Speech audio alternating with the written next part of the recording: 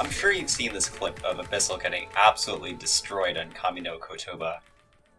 Or maybe something similar has happened to you. From seeing many comments on that clip, or people talking about similar clips, there's definitely a massive misunderstanding that's going on. This is not note lock, or at least not completely.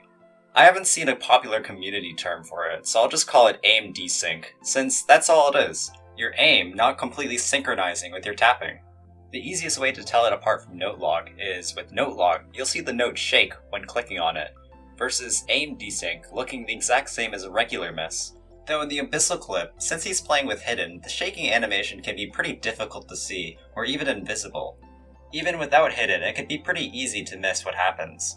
The in-game replay analyzer is a bit garbage since you can't rewind or pause, so I recommend using a community-made one, like Rewind.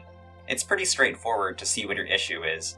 If it's note lock, you can see the hit is on top of the hit object, compared to a miss because of aim desync, where you can see the hit is beside the hit object, despite aiming and snapping at the circle correctly. Alright, now you must be thinking, oh, why does this matter? A miss is a miss, man, who cares?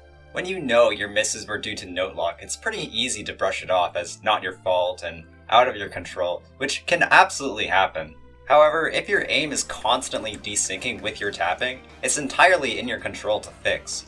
Though a fix isn't exactly straightforward. I obviously can't diagnose your exact issues digital hypno style through the screen, but what I've personally found is aim desync usually comes from an either major reading or tapping issue. A tapping issue would be like a BPM that's too high for you to tap comfortably, so you end up straining too much and slowing down. A reading issue would be like Abyssal's clip, where it's pretty easy to see what's going on screen, but being able to sync your tapping while processing the jump patterns, while actually aiming the jump patterns all on a pretty dense map with hidden, is much harder than it looks. Being able to understand and aim a pattern without tapping is pretty easy. Try it yourself with Relax. But combining aim, tapping, and pattern processing on a map like Kami no Kotoba is much trickier than it might seem in the video.